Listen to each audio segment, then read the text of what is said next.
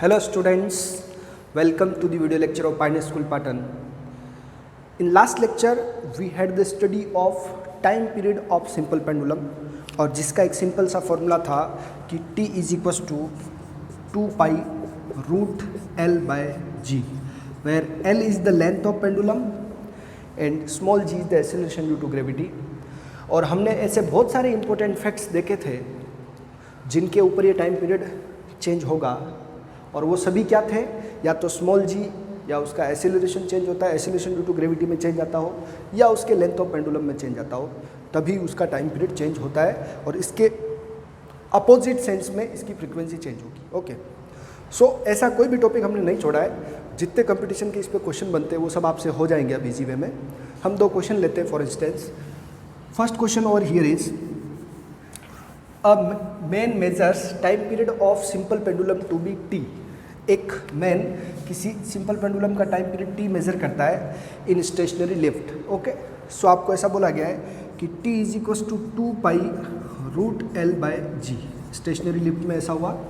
Now आपको बोला गया है कि इफ़ लिफ्ट एसिलरेट्स अपवर्ड, आपको बता रखा है कि अपवर्ड जब लिफ्ट जाएगी तो आपका एसिलरेशन g प्लस ए हो जाएगा. तो वो एसिलरेशन आपको दे रखा है g by 4. So given a is equals to कितना है, g बाय 4.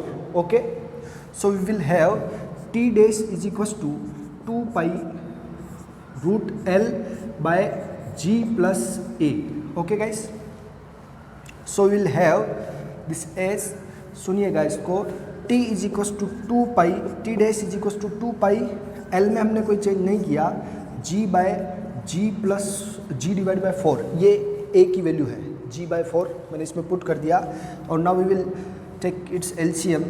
4 प्लस ये हो गया 5 root L bye 5g bye 4. कितना आ गया, 5g बाय 4. g को थोड़ा सा ध्यान से लिखेंगे. नाउ हमारे पास ये 2 पाई है. ये देखिए 4 जो है वो ऊपर चला जाएगा स्क्वायर रूट में, तो इसका वैल्यू 2 हो जाएगा. So we will have 2 pi okay root L by g जो है उसमें से मैंने 5 बाई 4 बाहर निकालना है. क्या करना है, 5 बाई 4 बाहर निकालना है. So we will write it over here का रूट 1 बाई 5 बाई 4. सो ये ऊपर होगा तो ये 2 बाई रूट 5 हो जाएगा. क्या हो जाएगा, और ये किसकी वैल्यू है, t की वैल्यू है. किसकी वैल्यू है, t की वैल्यू. सो t डैश क्या हो जाएगा आपके पास, t dash will be root 5 नीचे और 2 किधर चला गया ऊपर, 2 by root 5 of t. Okay guys, so यहाँ पर 4 का स्क्वायर रूट कितना होता है 2. सो अपने पास ऊपर आ गया 2 और रूट 5 नीचे आ गया और ये t है. So we will have the option as 2 by root 5, that is option B as the correct answer. Okay, so guys you can take its screenshot और आप खुद से भी कर सकते हैं इसको.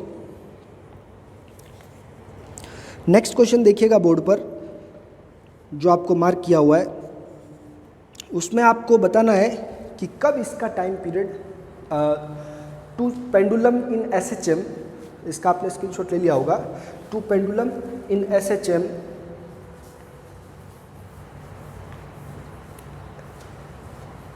To pendulum in SHM has time period t and 5t by 4. एक का टाइम पीरियड t है और दूसरे का टाइम पीरियड 5t बाई 4 है.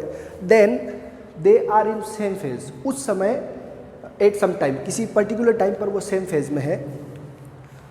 Then after how much time they will be in same phase, कितने टाइम बाद सेम फेज में होंगे. तो इसको थोड़ा सा आपको नोट करना है कि ये t है तो ये कितना है, t से थोड़ा सा ज़्यादा है. ओके, यानी कि अगर उसको पॉइंट में चेंज करें तो एक का टाइम पीरियड t है और दूसरे का है 1.2 और 5 okay of t. Okay guys, तो अगर देखा जाए तो इसका टाइम पीरियड कम है और इसका टाइम पीरियड क्या है, ज़्यादा है. तो जब भी ये मिलेंगे तो सपोज दैट n साइकिल्स के बाद मिलते हैं, तो इसके अगर n साइकिल होंगे, क्योंकि इसका टाइम पीरियड कम है तो इसके साइकिल फास्ट होंगे, तो इसका एक साइकिल उससे कम चलेगा, इसका एक साइकिल उससे कम चलेगा. So here n of t मतलब n साइकिल t वाला कवर करता है, तो ये कितना कवर करता है, n माइनस T2. ओके, समझ में आ गई बात. जिसका टाइम पीरियड कम है वो एक साइकिल ज़्यादा कवर करेगा और जिसका टाइम पीरियड थोड़ा ज़्यादा है वो एक साइकिल कम कवर करेगा। तो इनका डिफरेंस हो गया 1 n और n-1। यहाँ पर मैंने वैल्यू पुट कर देनी है nt n-1 of t 5t/4 इसकी वैल्यू है। t2 की वैल्यू कितनी है 5t/4। इससे आपको n की वैल्यू निकालने की कितने टाइम बाद वो मिलते हैं, कितने इसका रोटेशन होता है। ओके, तो ये है लगने वाला टाइम। पहले हम n निकाल देंगे। ओके, तो ये टाइम है इफ़ t = nt1, या तो इतने टाइम बाद मिले या n-1 × t2। ये दोनों टाइम क्या है, सेम है। पहले हम n निकाल देंगे फिर अपन t निकाल देंगे, स्मॉल t लगा हुआ time. So we will have this n 5t/4 - 5t/4 और it will give you nt। Okay, हमारे पास ये n वाली वैल्यू उधर भेज देते हैं, तो n कॉमन आ गया, t - n common. Okay, t भी कॉमन, तो nt will be common 1 - 5/4। Okay, we will have, sorry इसको मैं थोड़ा सा अलग से करता हूँ कि ये वाली वैल्यू उधर भेजते हैं, इसको इधर भेजते हैं। 5t/4, ध्यान से देखिएगा, ये वाली वैल्यू उधर और n को इधर भेजा, = 5/4 - 1 और इसका nt मैंने क्या ले लिया, कॉमन। ओके, थोड़ा सा ध्यान से देखना पड़ेगा आपको। मैंने इधर इसको इधर भेजा और इसको इधर भेजा है। ओके, नाउ क्या होगा आपके पास, ये आपके पास आ जाएगा 5 - 4/4 nt। ओके, और ये हो गया आपका 5t/4। ओके, सो t से t कैंसिल, 4 से 4 कैंसिल, तो हमारे पास n की जो वैल्यू आ गई वो क्या आ गई 5 - 1, तो n की वैल्यू कितनी आ गई 5।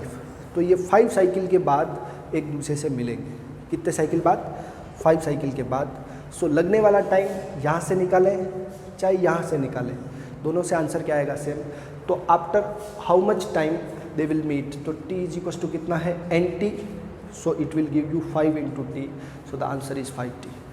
अगर आप यहाँ से निकालते हैं n-1 यानी कि 5 - 1 यानी कि 4, तो 5t/4 से मल्टीप्लाई करना है, 5t/4 से भी आंसर 5t ही आएगा। Okay guys, so this is the answer जितने समय के बाद ये मिलने वाले हैं। ओके गाइस, आपके पास जो भी मटेरियल है उसमें से इनके क्वेश्चंस करेंगे तो आपको पता चलेगा कि जो जो मैंने आपको बताया है उसके बाहर एक भी क्वेश्चन जाने वाला नहीं है।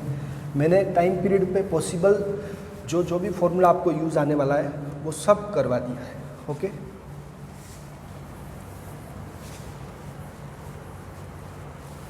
नेक्स्ट क्वेश्चन ये है कि एक ट्रॉली है, if a trolley is moving on plain road with acceleration a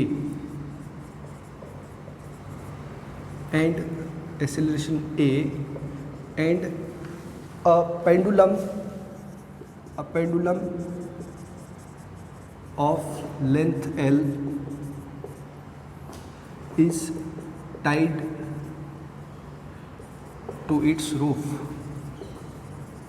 then what is time period?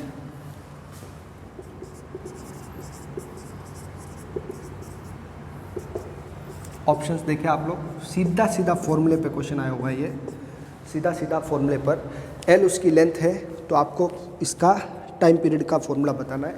सबसे पहले इसमें 0, इन्फिनिटी। ओके, तो 0 और इन्फिनिटी ये कब चूज़ करना है इसको भी देख ले आप लोग। और 2π√, L/g+a करना है या 2π√L/g² + a² करना है। ओके, इसमें से आपको कौन सा ऑप्शन करेक्ट लगता है तो आप थ्योरी चेक करिएगा कल के इंपॉर्टेंट फैक्ट्स में। यहाँ पर g किधर लग रहा है आपका, नीचे, और एसेलरेशन सपोज दैट इस तरफ है। ओके, तो ये एसेलरेशन और g में कितना 90 डिग्री का एंगल है, तो इनका जो रिजल्टेंट रहेगा क्या है, रिजल्टेंट रहेगा वो और इक्विलिब्रियम पोजीशन जो है वो थोड़ी सी इसकी देखिएगा, सुनिए, a² + g², इसका रिजल्टेंट एसेलरेशन आ गया। तो हमारे पास ये फॉर्मूला करेक्ट आने वाला है। ओके, और इस केस में जो इसकी इक्विलिब्रियम पोजीशन है वो थोड़ी सी शिफ्ट हो जाती है, वो इस तरफ चली जाती है, एक्सीलरेशन से जस्ट अपोजिट। ये अल्फ़ा एंगल के लिए भी बताया, tan इनवर्स a/g आपको बता रखा है। ओके, तो हो गया क्वेश्चन आपसे, सीधा सीधा फॉर्मूला बेस्ड क्वेश्चन है, g² + a²। ये कब लगता है? जब लिफ्ट किधर जा रही हो? ऊपर की तरफ जा रही हो। ओके, अगर लिफ्ट फ्री फॉल में हो, लिफ्ट किस में हो? फ्री फॉल में, तब आपके पास g - g हो जाता है, तब आपका जो टाइम पीरियड है वो क्या हो जाता है? आपका इनफाइनाइट हो जाता है। क्या हो जाता है? इनफाइनाइट। ओके,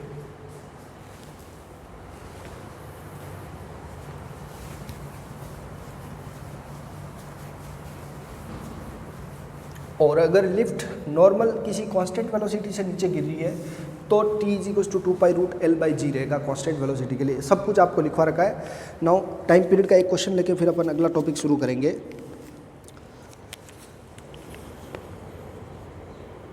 एक सिंपल पेंडुलम है, has time period t1 when on the earth surface, t2 when taken to the height r above the earth surface where r is the radius of the earth.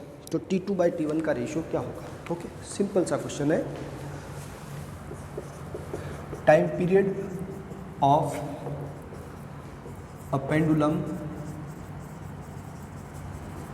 Is t1 at earth surface, okay, and t2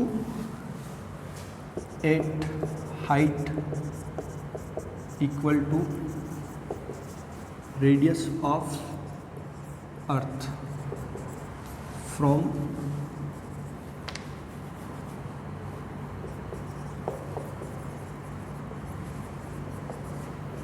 earth surface. Then आपको find करना है कि t2/t1 क्या है। क्या find करना है? t2/t1 क्या है। Then what is t2/t1। Okay, options देखें आप लोग और इसको खुद से ट्राई करें, देखें। √2, 1/√2,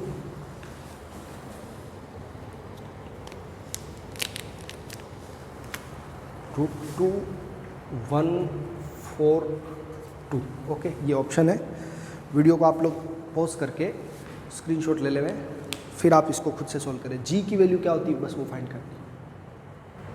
सो गाइज, आंसर मैच करें आप अपना। देखिएगा यहाँ पर हम जी नॉर्मल टी का फॉर्मूला क्या होता है? t1 हमारे पास क्या है? 2π√L/g जो अर्थ सरफेस पे है।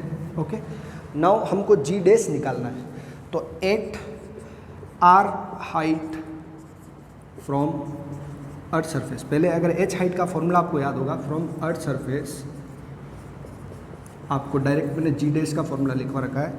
जी डैश = g r/r + h का होल स्क्वायर। r क्या है? Radius of earth. यहाँ पे हाइट खुद भी किसके इक्वल है? h भी r के इक्वल है। So we will have g r/r + r का whole square. So we will have g/4। क्या वैल्यू आ जाएगी? जी डैश क्या हो गया? g/4। So guys, T dash यानी कि t2 आपको निकालना है, तो t2 के लिए क्या हो जाएगा? t2 = 2π√L/g dash. ओके, तो g डैश की जगह g/4 रखना है आपको। Okay, so you will have 2π√L/g/4। ये 4 किधर आ गया? ऊपर, और 4 का स्क्वायर रूट कितना होता है? 2। सो ये हो जाएगा 2π√L/g के आगे क्या आ गया? √4 ऊपर आ गया। √4 की वैल्यू कितनी होती है? 2। ओके, सो ये जो वैल्यू है t2 वो 2 × t1 के इक्वल है। किसके इक्वल है? t2 किसके इक्वल आ गया? 2 × t1 के। सो t2/t1 की वैल्यू क्या आ गई हमारे पास? 2:1। Okay, so the answer is D over here. Guys, screenshot ले लेंगे और ऐसे बहुत सारे क्वेश्चंस आप मिलाएंगे। एक पेंडुलम की जब भी आपको लेंथ निकालनी है तो क्या फॉर्मूला यूज़ करेंगे हम? यही formula. For example t = 2π√L/g। तो हम पेंडुलम की लेंथ के लिए जो फॉर्मूला यूज़ करते हैं, ये जैसे t² हो गया 4π² L/g। तो लेंथ ऑफ पेंडुलम का फॉर्मूला नोट कर ले आप लोग कि length of pendulum L = g/t²/4π²। जब भी आपको लेंथ ऑफ पेंडुलम निकालनी हो तो ये फॉर्मूला यूज़ कर लेंगे। So that it will be more easy for you. जैसे सेकंड पेंडुलम के लिए मैंने आपको बोला उसका टाइम पीरियड कितना था 2 सेकंड, जो टिक करता है एवरी सेकंड, ऐसा भी बोलते हैं। तो 2 का स्क्वायर, जी की वैल्यू 9.8, 4 पाई स्क्वायर सोल्व करेंगे तो एल की वैल्यू अप्रॉक्स 1 मीटर आएगी, 100 सेंटीमीटर के आसपास। अगर इसमें जी की वैल्यू चेंज होती है तो ये एल की वैल्यू चेंज हो जाएगी। ओके, जो आपको सेकंड पेंडुलम बनाना है तो फिर लेंथ चेंज करनी पड़ती है। ओके गाइस, ये फॉर्मूला इंपॉर्टेंट है लेंथ ऑफ पेंडुलम के लिए। Now the topic is spring pendulum. Okay, spring को एज अ पेंडुलम समझना है, इसका स्क्रीनशॉट लेके क्लियर कर दे आप लोग।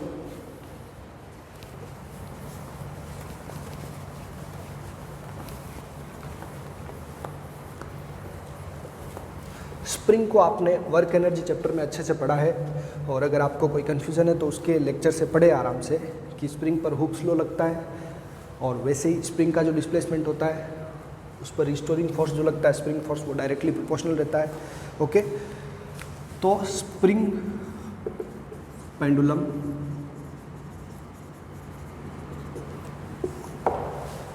या ऑसिलेशंस ऑफ स्प्रिंग, उसको पढ़ना हमको। किसी भी स्प्रिंग के लिए जब उस पर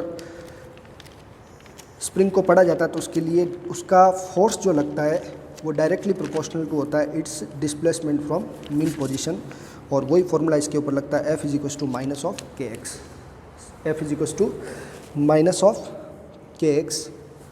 तो सुनिएगा कि अगर हमारे पास कोई स्प्रिंग है इस तरह से, तो ये इसकी मीन पोजीशन है, बता रखा आपको ऐसा थियरी पहले। अब अगर मैं इसको स्ट्रेच करता हूँ, क्या करता हूँ, स्ट्रेच करता हूँ, ओके, तो इस पर F फोर्स या जो भी मैं मास हैंग करके भी इसको स्ट्रेच कर सकते हैं। तो इस समय जो इसका डिस्प्लेसमेंट आया है वो x कैसा आया है, पॉजिटिव आया है, और Fs यानी स्प्रिंग फोर्स कैसा होगा आपका, इस तरफ होगा। ओके, Fs जिसको स्प्रिंग फोर्स कह रहे तो नेगेटिव रहेगा। ओके, और अगर इसको अपन कंप्रेस करें, क्या करें, कंप्रेस करें, तो हमारे पास इसका x कैसा रहेगा, नेगेटिव, और Fs कैसा रहेगा, Fs इसमें इस तरह से स्टोर होगा कि वो पॉजिटिव डायरेक्शन में रहेगा। ये आपको मैंने स्प्रिंग एट मीन पोजीशन, ये क्या है, मीन पोजीशन। ओके, और ये हम एक तरह से जो फोर्स लगा रहे हैं उसको शो करने के लिए बताया गया है। ये हमारा पॉजिटिव डिस्प्लेसमेंट, ये नेगेटिव फोर्स, ये नेगेटिव डिस्प्लेसमेंट, पॉजिटिव फोर्स, इस तरह से आप समझ गए होंगे इस पूरे को। ओके, कब stretching and compression. So guys, यही चीज़ जब इसको वर्टिकली रखेंगे तब भी लागू होती है कि ये कोई स्प्रिंग है। ओके, तो इसको स्प्रिंग को अभी मीन पोजीशन पे रखा हुआ है, इस पर मैंने कोई अगर फोर्स लगाया या कोई मास हैंग किया तो ये थोड़ी सी क्या हो गई, स्ट्रेच हो गई। ओके, थोड़ा इसके जो सर्कल्स है वो दूर दूर हो गए, तो इस तरीके से इसका पॉजिटिव डिस्प्लेसमेंट आ गया, फोर्स इसके अंदर की तरफ स्टोर हो गया। So we will say for a spring F is directly proportional to -x, negative of x रहेगा। So we will say F = -kx। Spring force है ये, क्या है, स्प्रिंग फोर्स या रिस्टोरिंग फोर्स ऐसा रहता है जो हमेशा उसको मीन पोजीशन की तरफ लाने की कोशिश करेगा। ये बाहर चला गया तो उसको अंदर लाना है, ये अंदर चला गया तो उसको कहाँ लाना है, बाहर। इसीलिए ये क्या है, सिंपल पेंडुलम की तरह काम कर रहा है या पेंडुलम की तरह काम कर रहा है। This motion will exhibit simple harmonic motion in the linear sense. किसमें होगा, सिंपल पेंडुलम तो फिर भी एंगुलर सेंस फॉलो कर लेता है, ये कैसा फॉलो करेगा, आपका लीनियर सिस्टम फॉलो करेगा पूरा। ओके, F = क्या होता है, -kx। इस k को हम क्या बोलते हैं, स्प्रिंग कांस्टेंट बोलते हैं। Okay guys, spring constant k, जिसका यूनिट क्या होता है, SI यूनिट न्यूटन पर मीटर। क्या होता है, न्यूटन पर मीटर। अब थोड़ा सा आप ध्यान से देखेंगे कि ये जो स्प्रिंग कांस्टेंट है, स्प्रिंग कांस्टेंट डिपेंड्स ऑन, देखिए किसी भी स्प्रिंग के लिए स्प्रिंग कांस्टेंट हमेशा कांस्टेंट रहेगा जब तक आपको ऐसा बोला ना जाए कि इसको हम चेंज करें। अगर आप स्प्रिंग, पहले डिपेंड किस पे करता वो दिखेगा, it depends on material of spring, क्या मटेरियल यूज़ कर रहे हैं, मटेरियल ऑफ स्प्रिंग, ठीक है। सेकंड, डायमीटर ऑफ कॉइल, जो भी इसके अंदर ये कॉइल बन रही है उसका डायमीटर कितना है।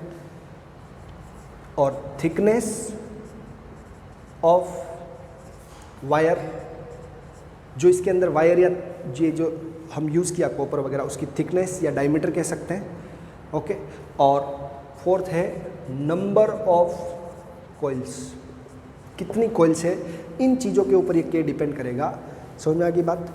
तो इन फैक्टर्स को हम दिखा सकते हैं कि उससे के डिपेंड करेगा, और ये हम कभी अगर क्वेश्चन में चेंज नहीं कर रहे इसका मतलब स्प्रिंग कांस्टेंट चेंज नहीं होगा। अब मैं आपको साथ में यहाँ पर नई बात जो बता रहा हूँ वो भी ध्यान से नोट करेंगे स्प्रिंग कांस्टेंट के लिए, कि इफ अ स्प्रिंग हैज़, इन पे डिपेंड करता है, समझे आप। अगर एक स्प्रिंग में स्प्रिंग कांस्टेंट के है, स्प्रिंग कांस्टेंट इज के, एक स्प्रिंग का स्प्रिंग कांस्टेंट कितना है, के है, and it is cut into n equal parts, इसको n इक्वल पार्ट्स में कवर कर दिया। जैसे हर पार्ट में इक्वल क्या है उसके कॉइल्स आ रही है, देन ईच पार्ट, हर पार्ट में each part will have spring constant K dash, हर पार्ट का जो स्प्रिंग कांस्टेंट है वो क्या रहेगा, K dash will equal to N K. याद रहेगा, अगर हम किसी स्प्रिंग को ऐसे कट करते हैं तो हर एक पार्ट का इंडिपेंडेंटली अलग अलग उसको देखते हैं हम, तो हर एक पार्ट का स्प्रिंग कांस्टेंट क्या होगा, इंक्रीज हो जाएगा। ये आपके लिए बहुत इंपॉर्टेंट फैक्टर है। ओके गाइस, समझ गए आप लोग। तो स्प्रिंग भी किस फॉर्मूले को फॉलो कर रहा है, F equals to minus of K X, तो इसके लिए भी टाइम पीरियड उसी फॉर्मूले से निकलेगा जिससे हमने इसका निकाला, T is equals to M by K. Okay so guys, इसका स्क्रीनशॉट ले लेवे, इसमें से ये कुछ चीज़ें इंपॉर्टेंट थी, बाकी आप जानते हैं ऑलरेडी। सो आ जाते हैं हम स्प्रिंग के ऑसिलेशंस के टाइम पीरियड के ऊपर। एक ऑसिलेशन कितने टाइम में पूरा करेगा,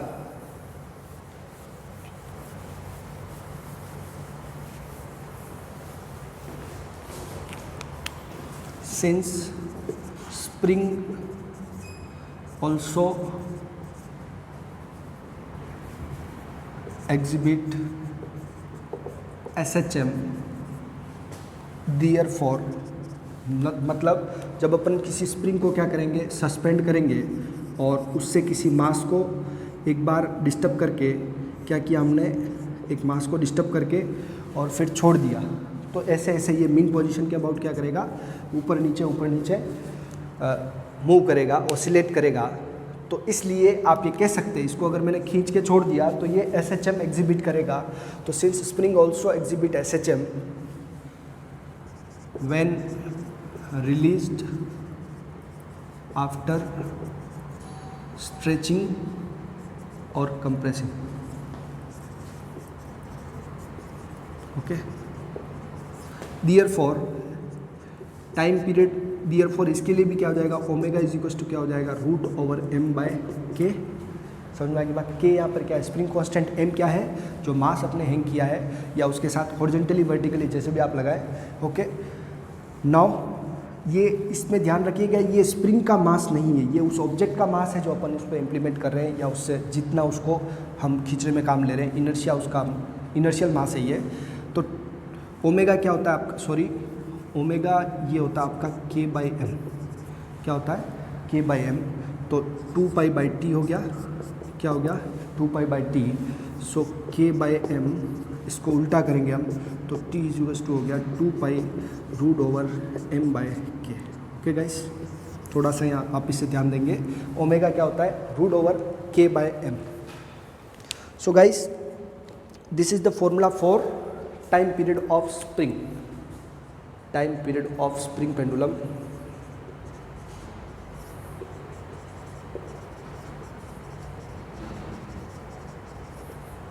अब जैसे जैसे आप इस मास को चेंज करते हैं वैसे वैसे ये टी चेंज होगा, और इसकी फ्रीक्वेंसी का फॉर्मूला क्या होगा, फ्रीक्वेंसी जो याद नहीं रखना है आपको, क्योंकि हमने हमेशा टाइम पीरियड निकाल देना है, उसका अपोजिट कर देना है।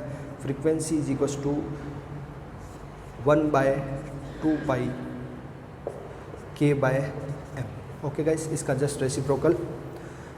गाइस अब क्या करना हमें कि जब भी हम इसका या तो K चेंज करेंगे या क्या चेंज करेंगे m, तब इसका टाइम पीरियड चेंज होगा, ये आपको ध्यान रखना है। So how we will change the K और m, यही हमको पढ़ना है। तो ध्यान से देखेंगे। फर्स्ट तो स्पेशल पार्ट्स देखें इसके। First, if spring is cut into n equal parts,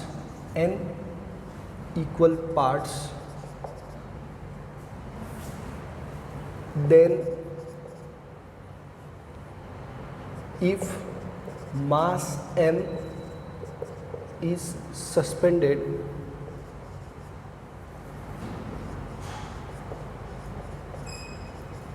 with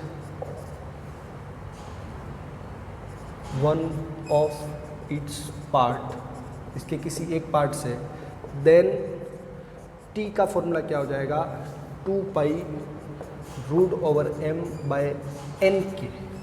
समझ में आ गई बात। ये अभी मैंने जस्ट पहले लिखा है कि उसका k डैश कितना हो जाएगा, n टाइम्स हो जाएगा। हर एक छोटे पार्ट का जो k n टाइम्स हो गया, इसलिए हमने ये फॉर्मूला यूज़ किया है। ओके, नाउ इफ़ ये इसका केस ख़त्म हो गया। Second, if mass suspended on a spring is m and k is its spring constant,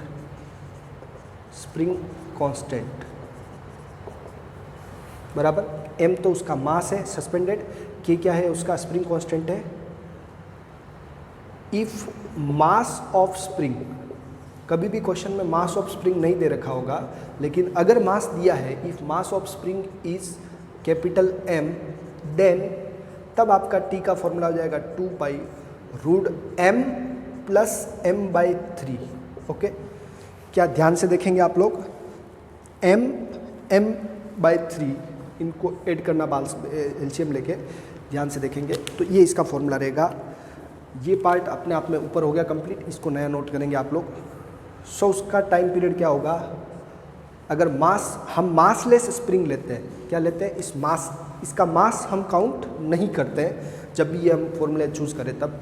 if its mass is given then we will write over like this. Okay, m/3, जो भी उसका mass given है उसका by 3 use कर लेना है। Now one more important configuration जो आपको ज़्यादातर दी होगी कि एक स्प्रिंग के दोनों तरफ मास लगा होगा, एक स्प्रिंग के दोनों तरफ मास लगा होगा। इसको आप कंटिन्यूस ऐसे नोट करते जाएंगे। तो if mass m1 and m2 are attached to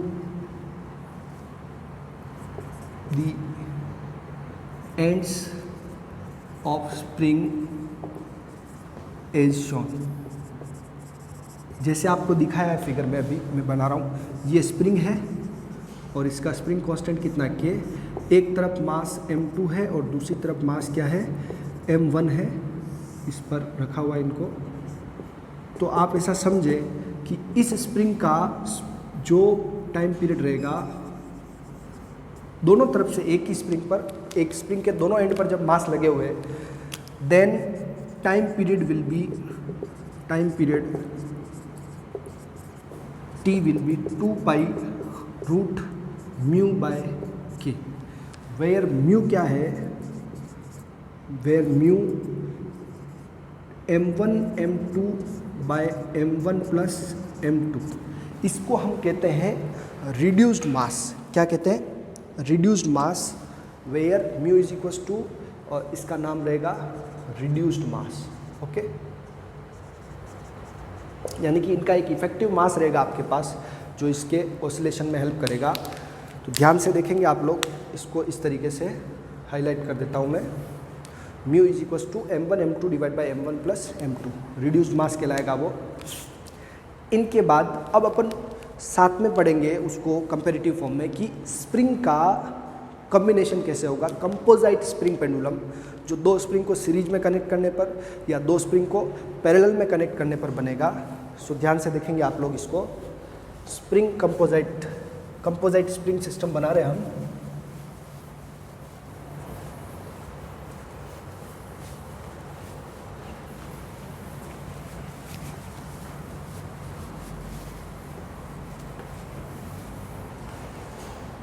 series और parallel combination of spring.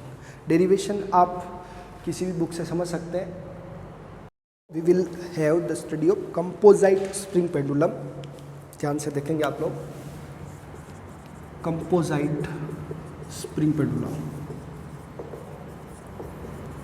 Competition के पॉइंट ऑफ व्यू से बहुत इंपॉर्टेंट है। और यहाँ आपको एक ऐसी चीज़ बताएंगे जो आपको बहुत इजी वे में सभी कंसेप्ट को रिजोल्व कर देगी। two springs have spring constant K1 and K2 and they are joined together with mass small m, then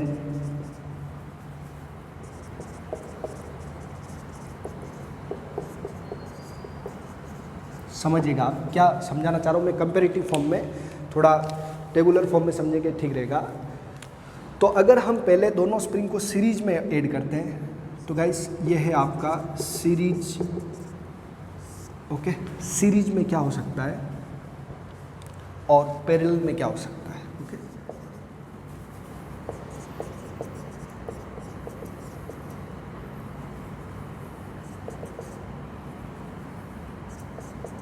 so series और पैरेलल हमेशा से आप रेजिस्टेंस में पढ़ते आए हैं, हर चीज़ में आपने सीरीज और पैरेलल पढ़ा है।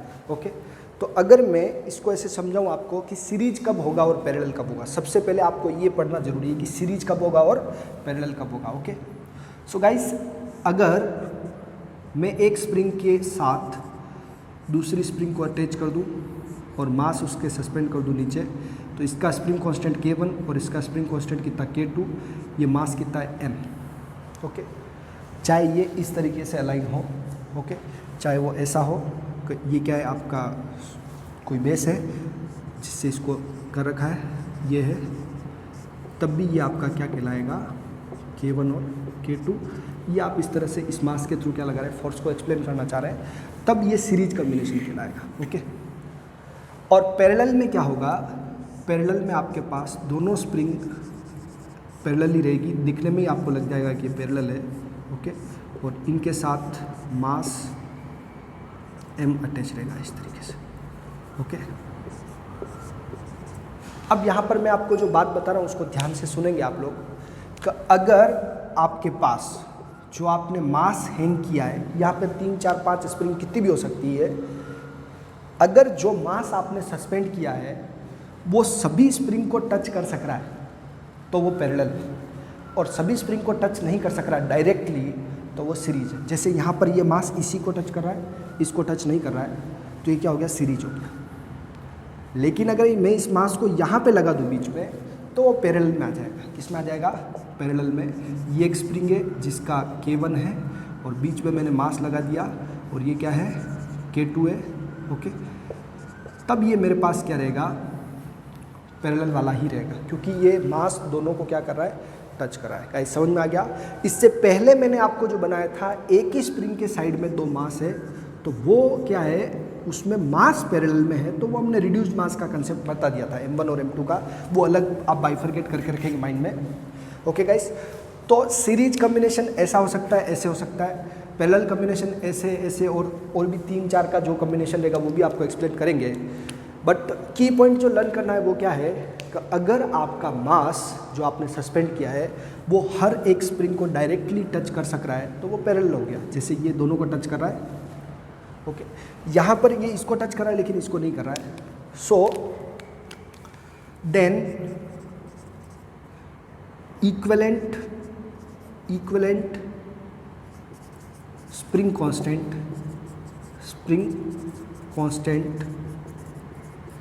1/k equivalent will be equals to 1/k1 plus 1/k2। समझ में आ गई बात? क्योंकि ये सीरीज का है तो मैं इसको s लिख रहा हूँ। ऐसे आप जितने होंगे उन सबको क्या करते जाएंगे, 1/1 रख के ऐड करते जाएंगे। लास्ट में क्या करना है, उल्टा। रेजिस्टेंस में आपने अच्छे से पढ़ा है। तो यहाँ पर फॉर 2 के लिए केवल for 2 spring only, for 2 springs in series, जब 2 स्प्रिंग सीरीज में रहेगी तो Ks is equals to K1 K2 divide by K1 plus K2। Okay guys, और इसका टाइम पीरियड क्या होगा, तो time period of this case will be time period of series combination. इसके लिए आप फॉर्मूला बना के लिख लें, combination T is equals to 2π√m, तो वही है जो हमने लगा रखा है, Ks हो जाएगा। क्या हो जाएगा, Ks, ये आपको दिख रहा होगा। और इसी को हम कुछ और हाईलाइट करके लिखना चाहे तो 2π, ओके, 2 स्प्रिंग ही है तो ये मेरा पूरा आ गया। तो K1 K2 ऊपर चला गया divide by K1 plus K2 नीचे रह गया, और किससे मल्टीप्लाई हो गया, ये m से। ओके गाइस, इस पूरे केस को यहाँ लिखेंगे तो गाइस थोड़ा उल्टा हो गया, ये m/k है, K1 प्लस K2 का चला गया ऊपर और divide by K1 into K2 की तरह नीचे और मल्टीप्लाई बाय m। ये इसका टाइम पीरियड का फॉर्मूला रहेगा। सो time period of series combination 2 का ही है ये फॉर्मूला। अगर आप ज़्यादा का करें तो 1/1 ऐड करके लास्ट में उसको रेसिप्रोकल करके निकालेंगे। ओके गाइस, आई होप आपको क्लियरली विजिबल होगा ये।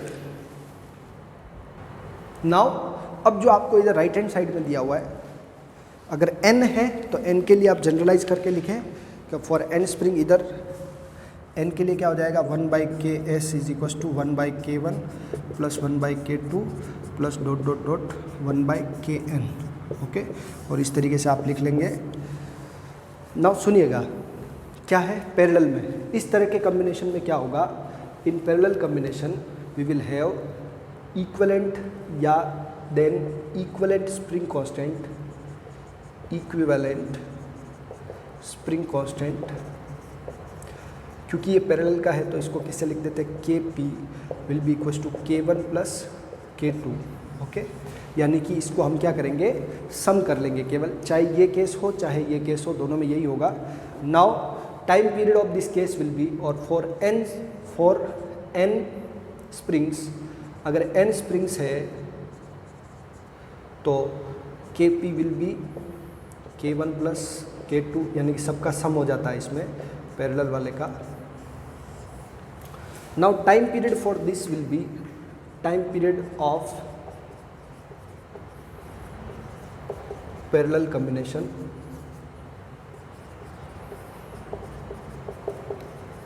Will be T is equals to, ये इसके नीचे ही लिख देंगे साथ में, 2π√m बाय Kp। Kp ये आंसर आएगा या यहाँ से आएगा, 2 स्प्रिंग के लिए होगा तो for 2 springs in parallel, parallel में अगर 2 स्प्रिंग है तो T will be equals to 2π√m by K1 plus K2। This is in short you have to learn. Okay, series और पैरेलल का कैसे पता कर लेंगे, जैसा मैंने आपको समझाया, अगर मास डायरेक्टली दोनों स्प्रिंग से कनेक्टेड है तो पैरेलल, और मास एक ही स्प्रिंग से कनेक्टेड है तो वो किस में हो जाएंगे, सीरीज में हो जाएंगे। मिक्स्ड कॉम्बिनेशन भी होगा जहाँ पे आपको कन्फ्यूजन हो सकता है, तो मैं आपको उसको एग्जांपल से एक्सप्लेन करूँगा। एक बार इसका आप लोग स्क्रीनशॉट ले लेंगे। ओके गाइस, सो मैं क्वेश्चन की हेल्प से आपको एक्सप्लेन कर रहा हूँ। एक क्वेश्चन दे रखा है आपको,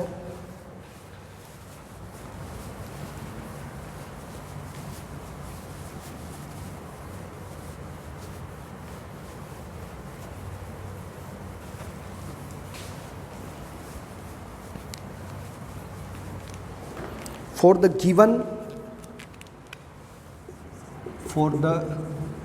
given composite spring pendulum system, find the first equivalent spring constant and formula of time period.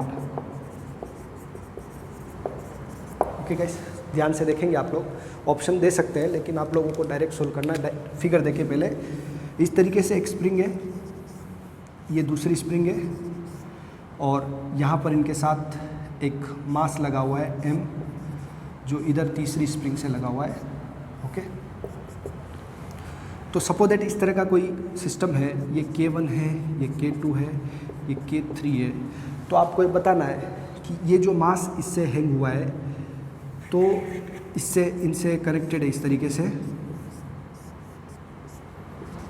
तो आपको बताना है कि ये कैसा कॉम्बिनेशन है और इसका इक्विवेलेंट स्प्रिंग कांस्टेंट निकालना है और इनका टाइम पीरियड भी बताना है। ओके, तो ध्यान से देखेंगे आप लोग।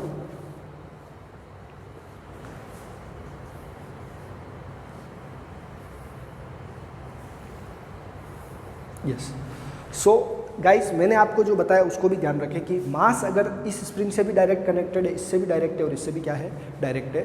सो all these three are in parallel. Okay, तीनों किस में है, पैरेलल में है। आप इसको हटा के अगर इधर भी लगा देते हैं साथ में तो भी कोई फ़र्क आने वाला नहीं है। सो गाइस, के इक्वलेंट जो होगा वो होगा आपका K1 plus K2 plus K3। Okay guys, समझ में आ गई बात, सबके सम के इक्वल है। और टाइम पीरियड जो होगा तो इस फॉर्मूले को उसमें रख देते हैं 2 m divide by K equivalent, यानी कि आपका फॉर्मूला हो गया 2 m divide by K1 plus K2 plus K3। Okay guys, this is the formula for time period of the composite system. Guys, ऐसे ही बहुत सारे क्वेश्चंस होंगे। आप लोगों को जो आज स्प्रिंग कांस्टेंट का या स्प्रिंग के कंपोजिट सिस्टम का मैंने जो लॉजिक समझाया है वो पूरा याद करेंगे। एक फैक्ट मैं और लिखवा रहा हूँ इसके साथ, उसको भी नोट करेंगे। इसको क्लियर कर देता हूँ स्क्रीनशॉट ले ले। एक एक्स्ट्रा फैक्ट है वो याद करें और फिर हम नेक्स्ट लेक्चर में इसके न्यूमेरिकल्स करेंगे। सिंपल पेंडुलम और स्प्रिंग कंपोजिट सिस्टम दोनों के न्यूमेरिकल्स आप लोग प्रैक्टिस करें, अगले लेक्चर में उनको करवाऊँगा मैं। अगर इफ़ जैसे किसी स्प्रिंग को n इक्वल पार्ट में आपने कट कर दिया तो उसका स्प्रिंग कांस्टेंट एक पार्ट का nk हो जाता है। But if you have, if a spring is cut into 2 parts, 2 part में कट किया, of length L1 and L2। Okay, ये ध्यान से देखेंगे आप लोग। If a spring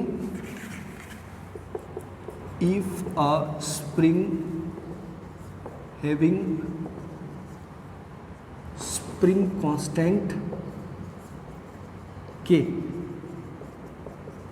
is cut into 2 parts of length L1 and L2, then you have to mind 2 things. Then spring constant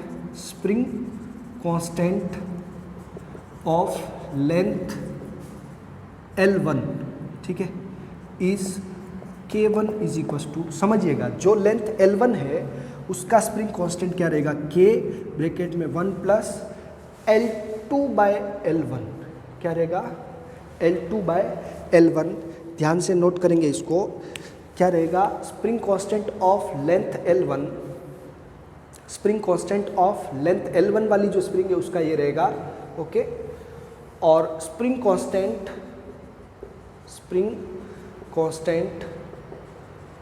of length L2 का जो क्या रहेगा, K2 is equal to K1 plus L1 by L2। Okay guys, so अगर दोनों part equal हुए तो ये 1 bye 1 यानी कि ये 2 हो गया, 1 बाय 1 यानी 1 और 1 कितना हो गया, 2। तो 2 इक्वल पार्ट हो तो वैसे ही 2 के आ जाता है। ओके, 3 इक्वल पार्ट हो तो उसको अपन सोल्व कर लेंगे फिर ओके 3 इक्वल पार्ट है तो 3K हो गया हर पार्ट का। लेकिन अगर हमने एक ही स्प्रिंग को 2 अलग अलग पार्ट में कवर किया है, कट किया है, जिसका लेंथ L1 और L2 है, तब ये आपको ध्यान रखना है। ये K2 के लिए फॉर्मूला था। ओके गाइस, मिलते हैं नेक्स्ट लेक्चर में बहुत ही अच्छे क्वेश्चंस के साथ। तब तक आप लोग पढ़ते रहिए और सुरक्षित रहिए।